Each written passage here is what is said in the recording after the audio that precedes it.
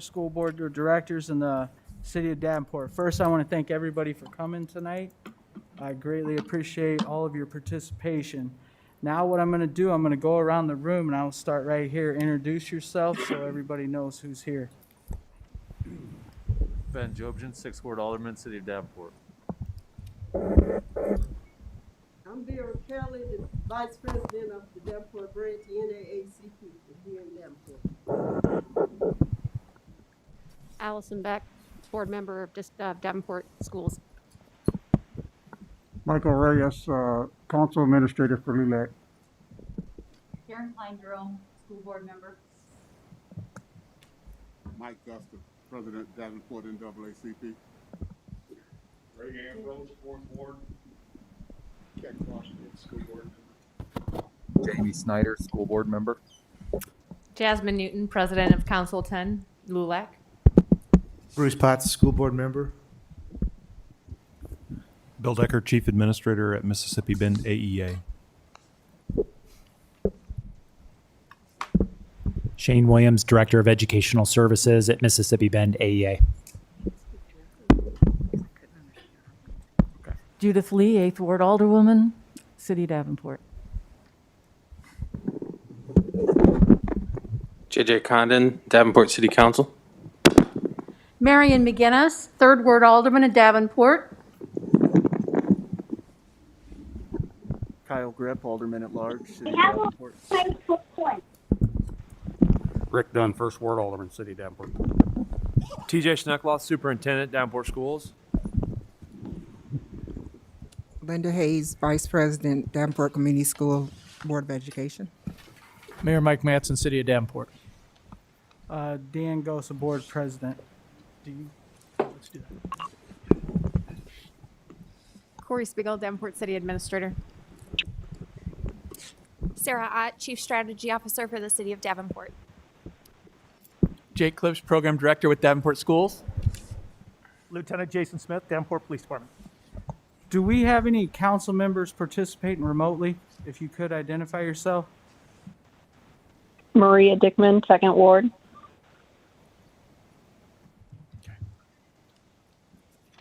Alderman Peacock, are you on?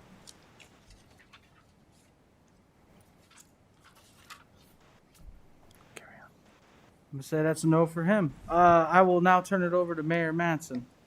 Thank you, Chairman and President Mr. Goso. So thanks everyone for coming tonight.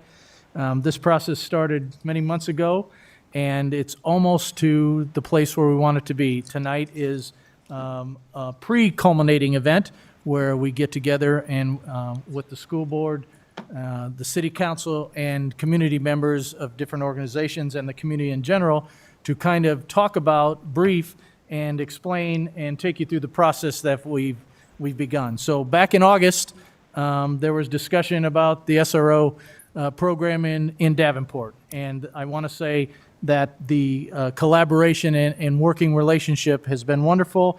So after the city council and school board went through their process of discussing should SROs happen, which they voted and that did, I, with collaboration of my good friend Dan Gosa and the school board, got together and I formed a task force or working group to refine and discuss how we can make the SRO program in Davenport better.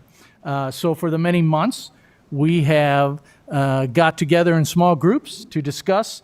I am pleased to thank, and I want to take a moment and thank many people, but specifically some folks that have worked with me and Dan and the school board to collaborate on the development of a memorandum of understanding to make this program be better, understood, and quite frankly, an example of how we do business here. So in no particular order, school board presidents, Dan Gosa and previous Mr. Potts, thank you. Vice presidents, Linda Hayes, superintendents, both Dr. Kiblowski and currently TJ, thank you very much. Deputy superintendents, Mr. Scott. Police chief, Chief Sikorsky. Lieutenant Smith, who actually is the supervisor of this SRO program. Alderman Condon at large, who's been with us every step of the way on the task force. Strategic planners, Miss Sarah Ott. City Administrator, Miss Corey Spiegel. Jasmine Newton with LULAC.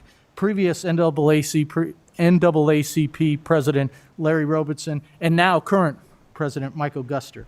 We've talked through, worked through with the goal of developing an MOU, Memorandum of Understanding, and then an addendum to that, actually the working copy, to have the goal that whoever gets this, they'll understand what this program is, what the expectations are, and how we get there. So the community spoke to us many times, and the city, with the agreement, the 2080 agreement between the school board and the city council, and the city as the provider of the service to the school district, got together and heard the community. Some things we heard and are now highlighted in this MOU and the addendum are, we will provide monthly data reports to the public via websites and other on what is actually happening in the schools with the SRO program. Evaluations will be put into play through the good work of the Supervisor Lieutenant Smith in collaboration with the schools and the building principals to evaluate the SRO program in general, but especially the officers that are involved. These are the things we consistently heard, data and evaluations.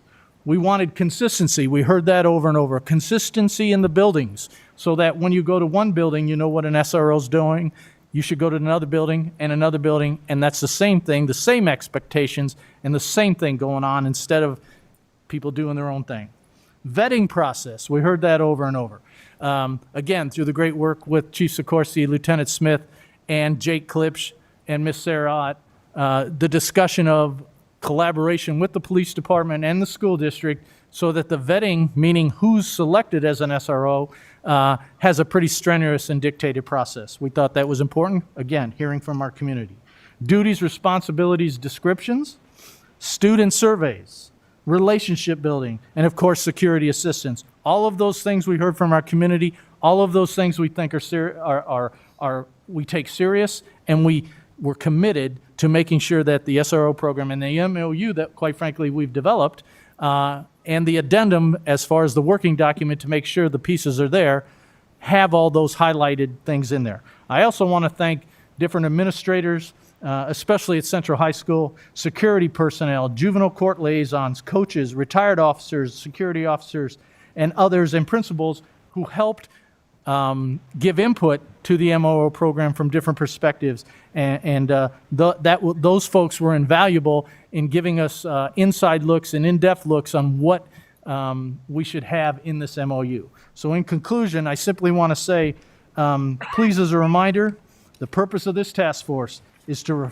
refine, or was to refine, still is a task force, create clear expectations and a process for the SRO program. And I thank, again, everybody that's been involved, will continue to be involved, and this is not the end. This is one of the bigger briefings now. Then the council will have time, the school board will have time to address, and this is a working document that we will continue to work with, continue to refine, and the good folks in our police department I've been so proud of them because their attitude has, please tell us how we can do better, please tell us how we can refine this, and I'm so thankful for the folks that have been working on this for many months. So, President Goso, I thank you for your time to allow me to speak at the beginning. Thank you, Mr. Mayor. Again, I want to thank everybody for being here tonight. This is awesome. A lot of participation. It's something one of my goals is to get more input from the different electeds in the area, as well as LULAC and NACP, because we all need to be at the table for the betterment of our students and community and our schools. I'm going to turn it over to Superintendent Schneckloff to talk about how this program is going to work well with our CRVP program. One of the key things that's happening inside of Davenport Community School Districts that we're working collaboratively with the state to implement crisis response violence prevention. And so throughout this MOU process, we are going to continue to look at how that fits into our number one priority that we're working through right now. And so as this meeting unfolds, we will continue to take that information to the state. We will make sure that we are heading in the right direction, because everything that we're doing needs to be going towards the singular focus that we have towards accomplishing our goals, and we're heading in that direction. So one of to give an example for this, We have invited our SROs to all of our crisis response violence prevention training that's occurred so far, and we need to continue to make sure that this program is aligned tightly with the work that we're doing. So with that being said, I'll turn it back over to Mayor Mattson and President Goza.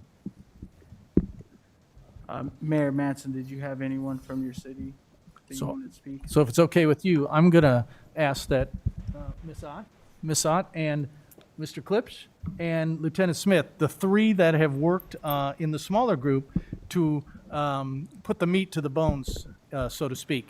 Our goal was to develop an overall product that everybody can take, whatever your position is, and understand the context and the description of the program.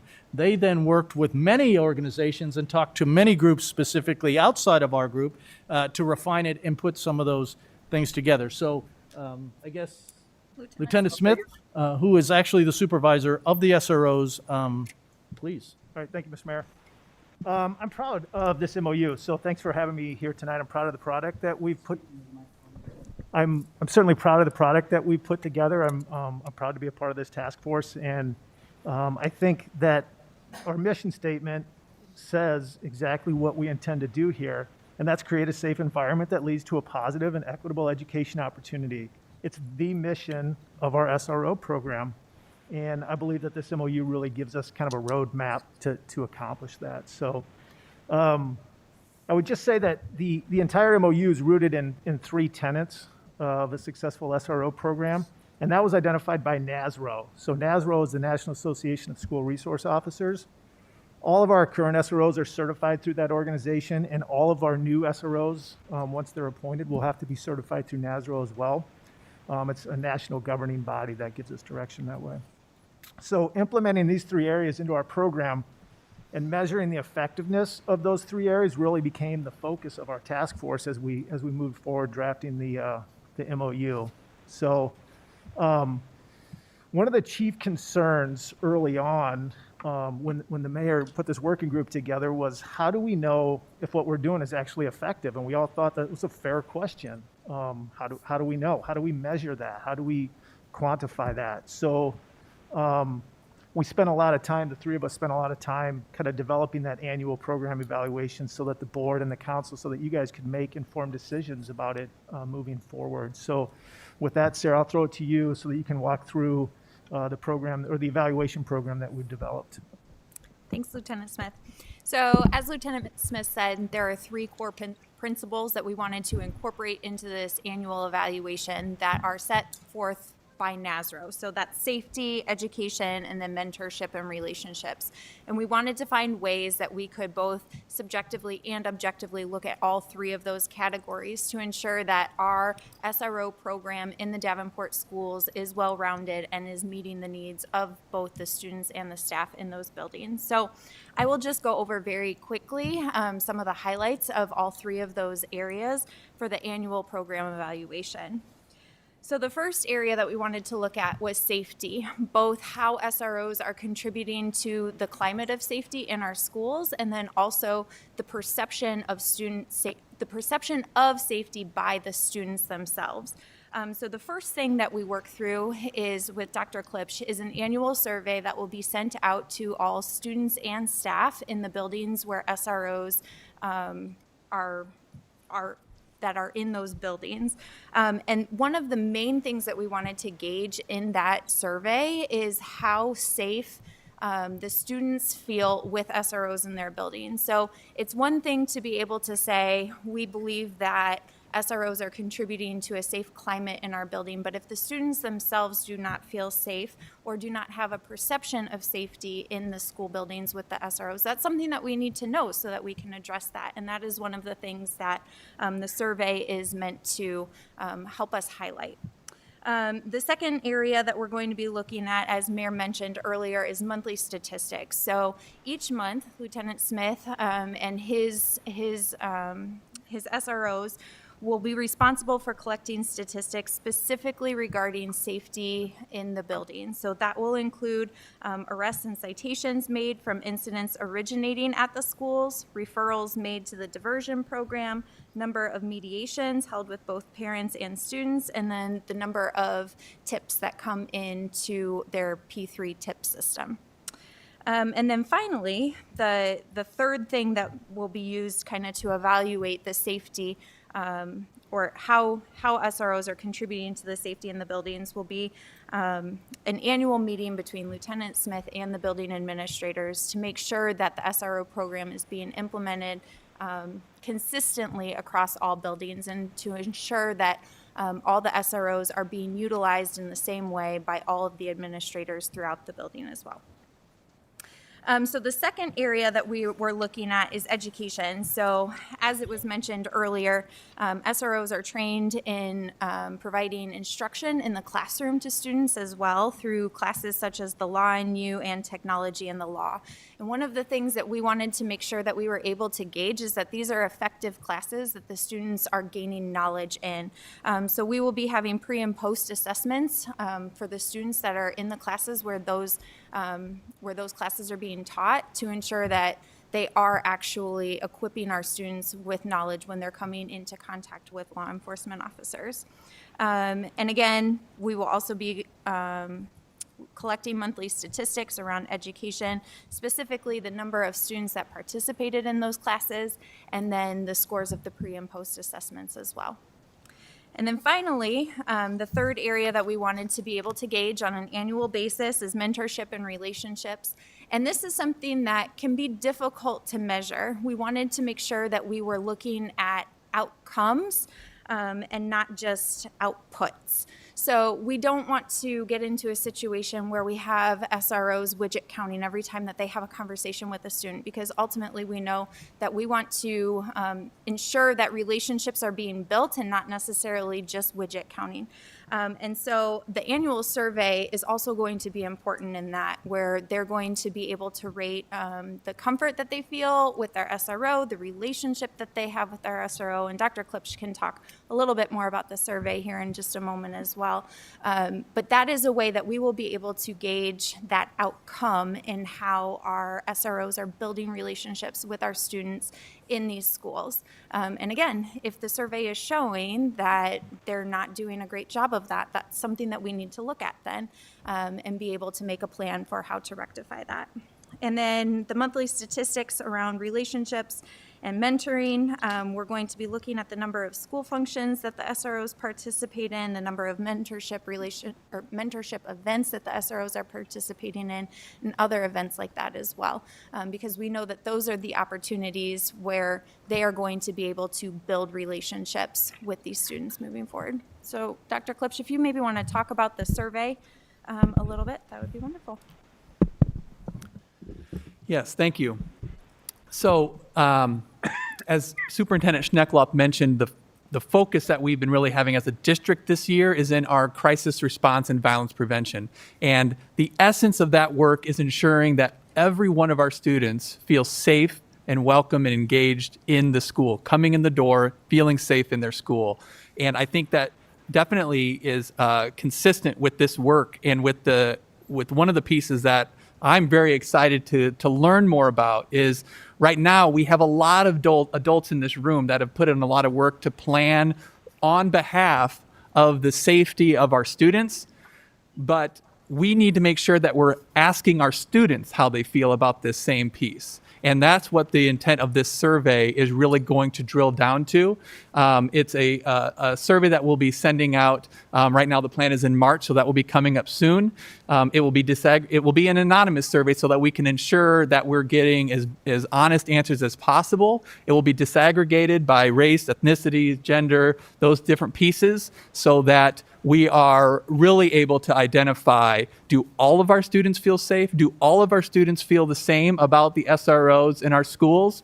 Or is there differences? And if there is, then what can we do differently to ensure that we're meeting the needs of those different various groups? So that's the intent of that survey. And it's not just for students, but it's for staff as well. So we're really trying to get an idea of the voice of all of our students, of all of our staff, to ensure that we're getting a 360-degree view of how our students feel and their perceptions of their personal safety, as well as the bigger picture of the safety as a school. And I'm also really excited about the data reports that will be coming out also, so that we're really able to identify the response, the results of the SROs in schools, because I understand, and for good reason, we don't want our SROs to be used where a building staff member should be used. That's not their role to discipline students. There's not their role to be pulled into those situations. So using that quantifiable data of some of those pieces, I think will be very helpful for us to in schools we talk about interventions and making changes, and if we're getting data that necessitates changes that need to be made, then we'll intervene and we'll make the changes that are necessary. So those are a few pieces on that. So again, thank you, Dr. Klipsch, Sarah Ott, and Lieutenant Smith, who really put in the work day to day to get us to where we are. So, Mr. Gosa, if it's okay, entertain thoughts, or do you have other folks? No, I just wanted to check, did Alderman Peacock, were you able to join our meeting?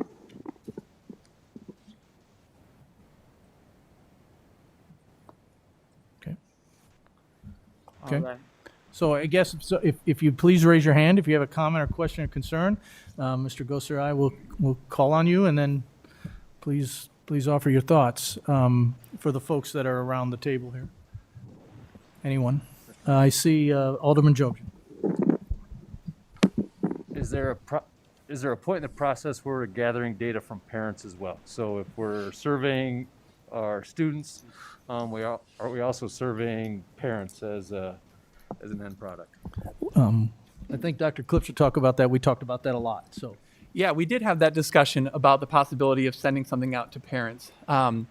And we'd be definitely open to that discussion. Where we decided initially to say, let's focus on the students and staff, is that we wanted to ensure that we heard the student voice and not necessarily what we thought the students might feel, someone speaking on behalf of the students rather than directly from the students. That's why we wanted to say, let's just go directly to the students and ask them directly these questions. But it is something that we certainly could open that up to get more of the voice of our parents as well. Thank you. We talked about that a lot. Alderwoman McGinnis, then Alderman Condon, and I'm just looking for hands. Hey, real quick, just make sure you guys speak into the microphone so everybody can hear you and the people, watching remotely. Okay, thank you. I will do that. And I had the same question about parents. That was one question, because whether it's they can't tell you if their kids feel safe, but they can tell you how they feel. And so it may be the question to them is how, when things happen, are you getting information, the best way to communicate or something? But I do think it's important as well. The other question I had, and I don't see it in the MOU, and thank you for all the hard work everyone's done.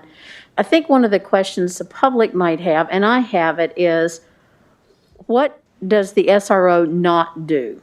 What are they not engaged in? When it comes to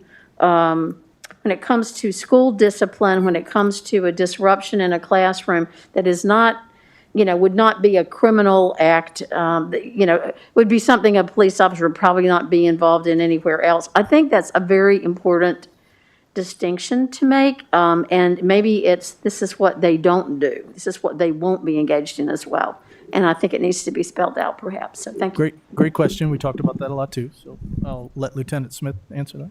Yeah, that's a great point. We had a lot of discussion about that concern about officers being pulled into disciplinary or behavioral issues into the classroom and then turning what is a behavioral issue into a criminal incident because the police officers are there. So naturally, that was a concern for us as well. So one way we attempted to remedy that was we had some discussions with our school building administrators, with all of the principals, and we clarified that it's not happening in the schools. The principals said they're not being called into the classroom to handle behavioral issues. We have staff to handle that. So the issue resolved that way. I get your point about maybe adding a sentence. It needs to Yeah, I say, get, we'll, thank you for that. Alderman Condon. Thank you, Mayor. As the councilman appointed to the task force, I just felt that I should summarize my experience on the task force. And already there's been some really good questions, and I suspect they'll continue. I think others on the task force would share with me that this is sort of a beginning rather than a conclusion of where this program's going to go. This was a rather mundane item on our council agenda, I believe, but it took place during a national discussion that we're having that is encompassing of the effectiveness of SROs in the schools. And I wanted to point out that the task force specifically was borne out in part by citizens coming to the council and letting us know that this was something important to them and something that they wanted us to look at.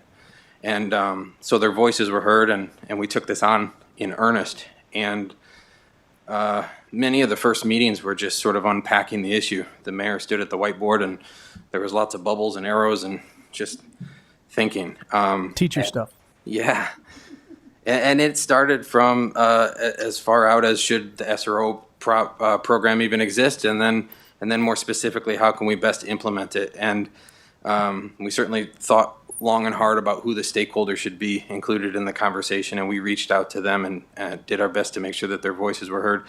And I echo, I think, the sentiment that the picture that came into focus was, yeah, we can tighten up some of the definitions and things that the SRO should be doing, but there was pretty clearly a little bit of a need for more data. And one of the most effective things that is born out of the task force is that we're going to have monthly and annual data, and that it's going to be reviewed. And then it was really helpful to have it pointed out in the very last meeting that we will make sure that the public, the parents, all the stakeholders have access to this data as well. So it's not just us interpreting what we think the outcome of everything should be. So that was just my experience on the task force, and I appreciate the opportunity to be in the room with so many smart, talented people. Thanks. Thank you, Alderman Condon. Alderman Ambrose, and then Ms. Beck. Thanks, Your Honor. First off, Mike, yeah, make sure your green light's on. yeah, thanks for your leadership on this. You know, Davenport Public Schools, there's no greater cheerleader for Davenport Public Schools than Alderman Mattson, so you're very fortunate. I appreciate the promotion. As a city goes, we're always working on transparency and improving our communications. It sounds like that's been an important part of your discussion. So with your monthly updates, will those be out on the school social media platform or the city's social media platform? Yes, we can post those both on our website and social media accounts. I think it's very important that that is done. And then the next thing is, do the officers in the school wear cameras? Body cameras. Yes, all of our SROs are equipped with body cameras. All They're right. in a uniform every day. All right. Sounds good. Good job. Thanks. Thank you. School Board Member Beck. First of all, thank you all for this work. It's really important work, I think, before and especially when we began to see this national conversation develop. I have two questions. Number one, have any students been consulted as of now on putting together this MOU and the role that they'd like to see SROs take in the schools as of yet, or is that part of the survey? I will say that I've talked to some in my room, just generally, but not officially.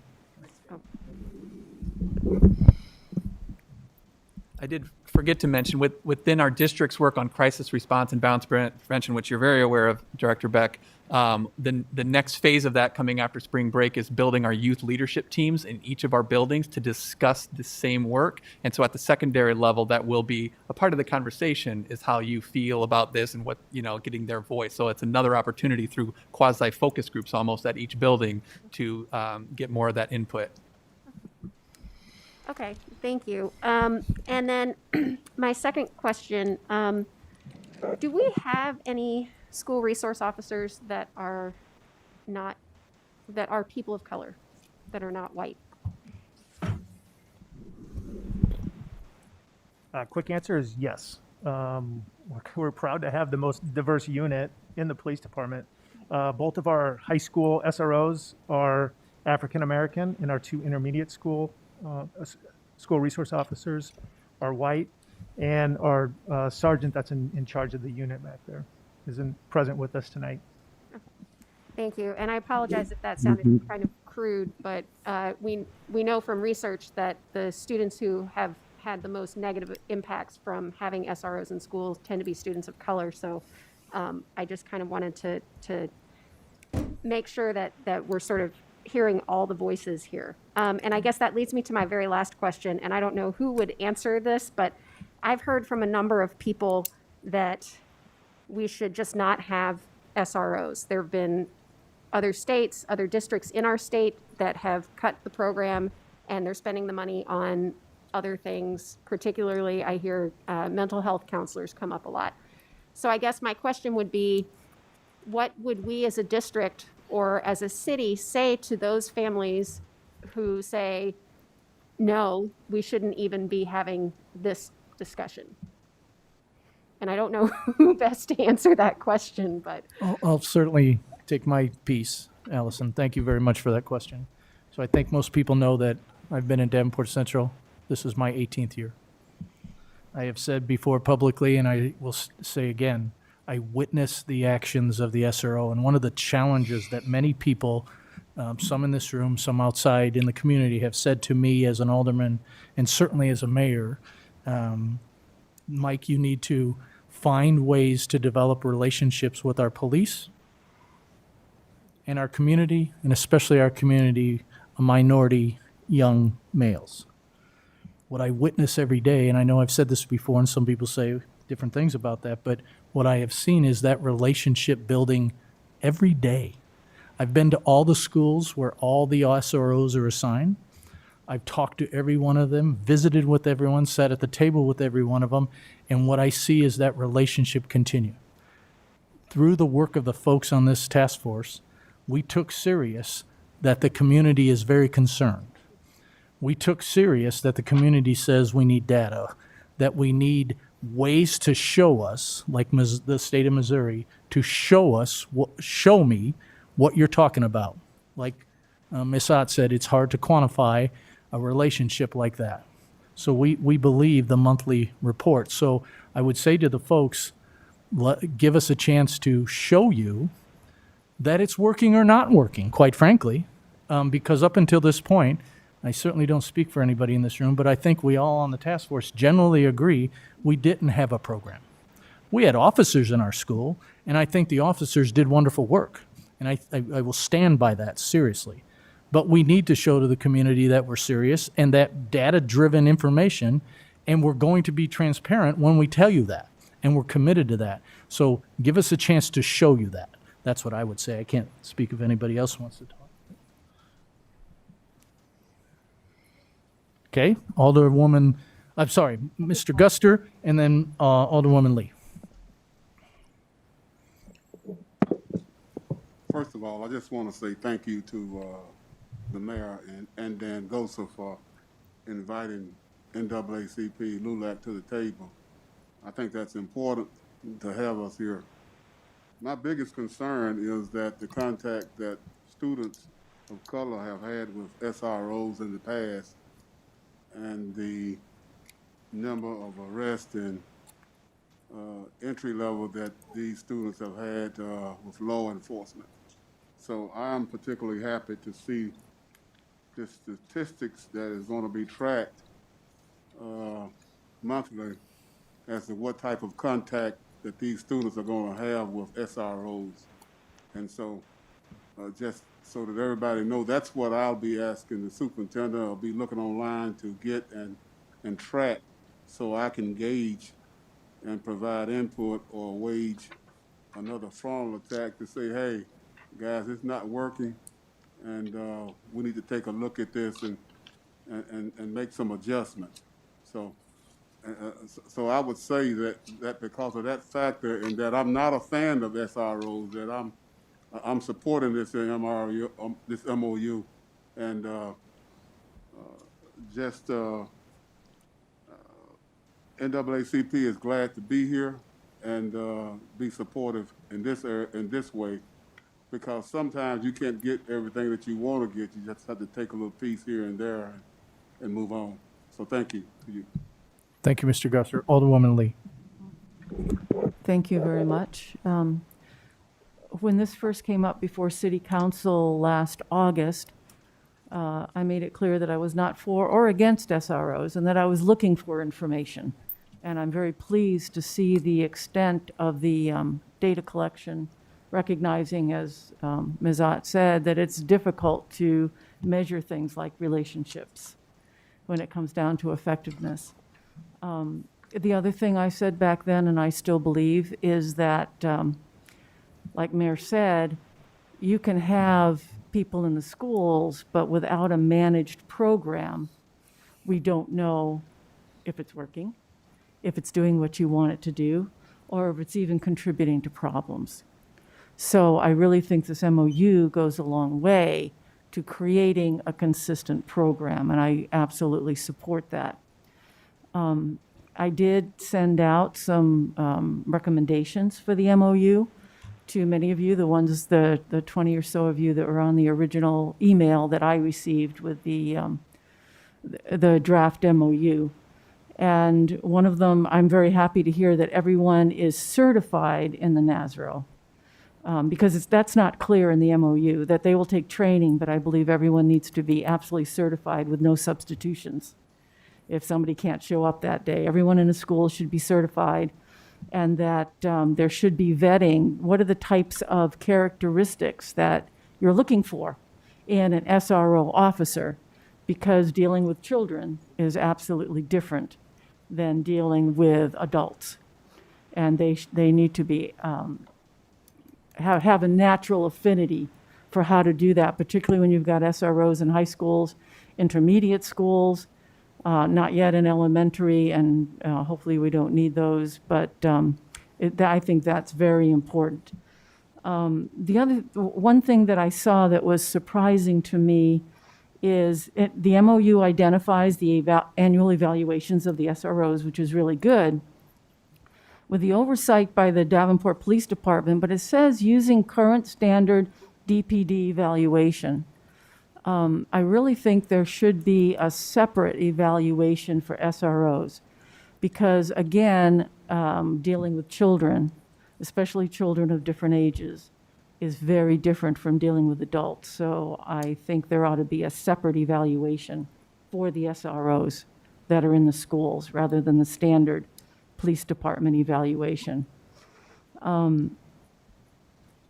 I also made a comment about if there is some kind of interaction that involves some level of restraint, whether it's handcuffs or whether it's just controlling physically or even verbally, some kind of rough, I think there should be an immediate evaluation set up in the MOU rather than, to see what that situation is. And that's what the police department does regular, and I think that ought to be built into the system for that immediate evaluation.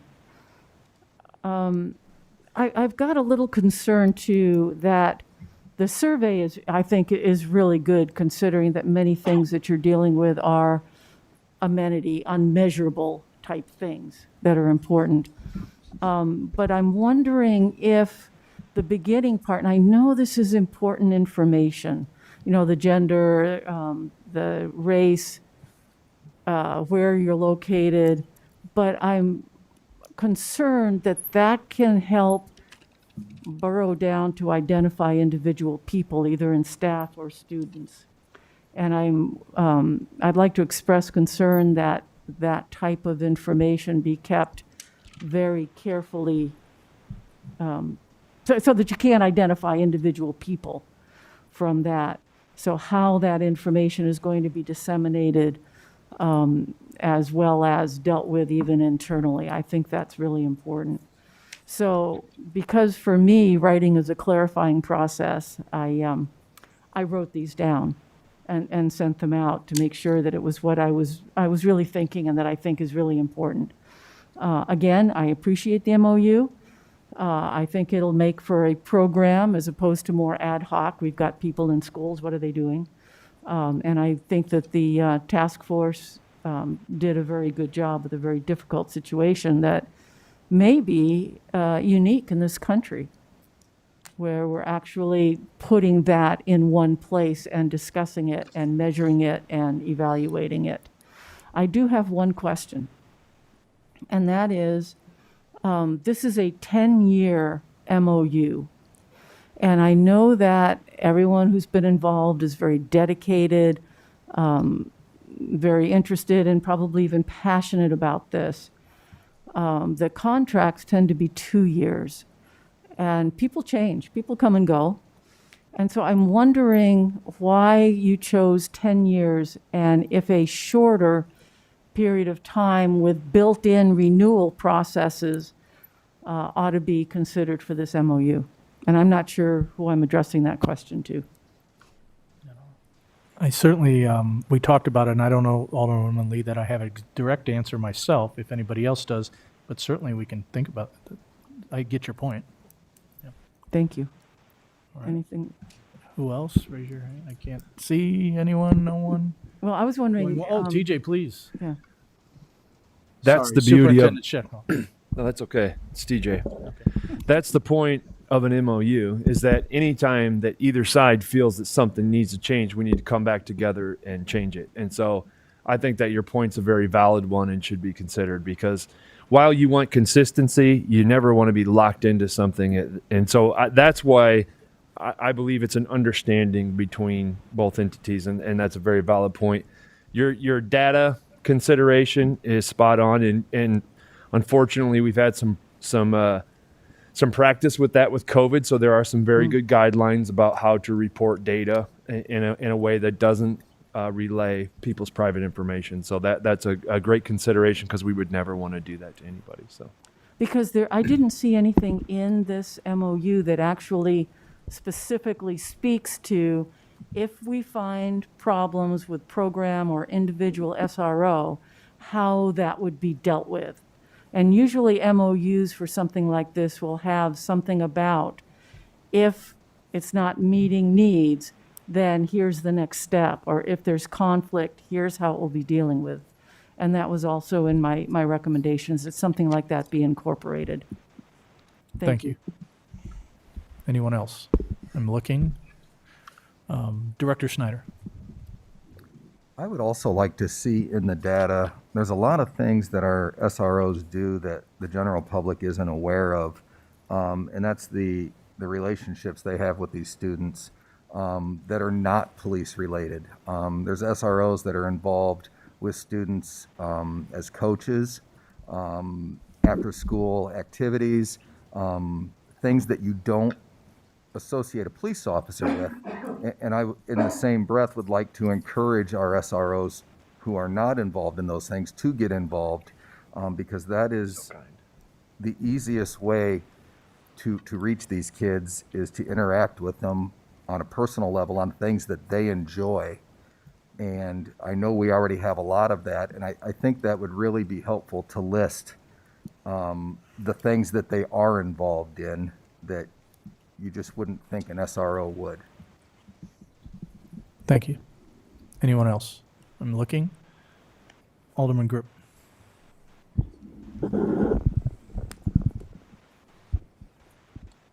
Thank you. So first off, I wanted to say Click the green clicker button there. It's green. Oh. Can you get a little closer? All right.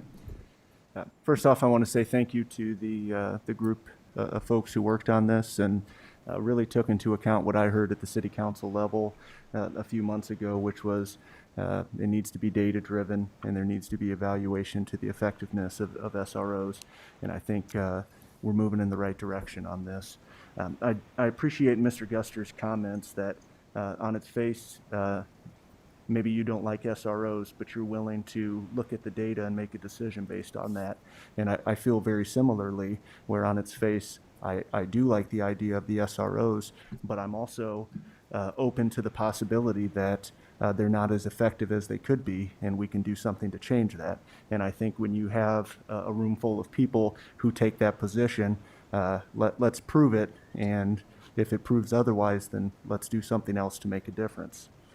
And then to that point, to answer Ms. Beck's question, what do you say? I think the thing I would say is they don't have to be mutually exclusive. It's not you either have SROs or you have mental health professionals or social workers in the school. I think that you can have both, and we should have both. And really, I think what these two bodies need to do collectively is understand the effectiveness of SROs, and we're on the path to doing that. And B is seek ways together to get more support staff in the schools to make sure that our students have professional support for mental health and the social issues that they face, whether that be with our partners at the county, our partners at the state, whatever it may be. I think the two bodies seem to be in accord here, and that's a good place to be. So thank you for the opportunity to speak. Thank you, Alderman Grip. Anyone else? We're about on Can I- time. Alderwoman Can I just get Alderwoman added to- Dickman, yes. I can just get added to the end of the queue, or I can just speak now. I mostly just wanted to thank Please speak. everyone. Can you hear me? We can, please. Thank you. Okay, yes. But yes, really wanted to thank everyone. I sat on task forces before, and it's the thankless hours. But I think that everyone's effort really shows. And I like that there's also still, room for tweaks and feedback, and that you guys are open to that. So just wanted to make sure that everybody in the room who put all the blood, sweat, and tears into this knows that it's valued. Thank you. Anyone else? So again, I will thank everybody for coming. I think the relationship that the school board and the city is good and continues to be good and continues to be a work in progress like everything else. The value that this city puts in its school district, the value that we put in our students is shown by everybody here. And obviously we understand that. And there is no greater calling than to help our youth develop and be productive members of society. And I thank everybody here for taking that as a mantra to do what you do every day in our buildings, in our city, to help our youth be successful, because they'll be sitting at this table doing things like this when we're long gone. So President Gosa, thank you very much for allowing us to come and join you today, and I look forward for the continuing relationship both on this issue and other issues together, the school board and the city. Thank you. Alderman Lee, you had a question? I'm just wondering what the next step is after this meeting. What step or steps? What will happen next with this? So I believe, and everybody's listening to me, right? So you'll quote me what I say, but I believe we will schedule soon a briefing and approval process with the council for this, taking the feedback that we did and then bringing to you guys. And I won't speak for Director Gosa, but I think that's the same process. Roger. So soon you will see an agenda item to approve the MOU. So the version that we have now with some of the recommendations and the questions will be revised? Well, I will simply say that we'll get together and talk about that, and then we'll present you something. Okay. I won't commit to any particular thing because we have to talk about it. But I believe, I don't speak for him, I believe all the comments were welcome and wonderful. Okay, thank you.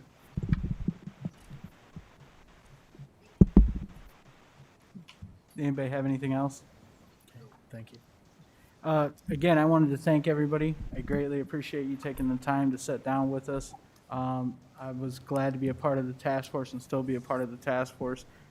It's good that we have an actual job description and we're doing it based on data and there's an evaluation process so we can keep all that stuff a track online. When we close this meeting out, we will need everybody to leave the room because they need to reset up for our meeting at 6:30. And I wanted to thank all of our staff here that got this room set up for all of us. We greatly appreciate that. And for Joe for being here, so this is live streamed. And again, I thank the LULAC and the NACP for coming and being involved with this. And especially Miss Vera Kelly, I'm so happy to see you out and about. So with that, I will close out this work session and thank you all again. See, we traded Ambrose and Jobgen. What did we get in return? We traded Ambrose and Jobgen away. I was just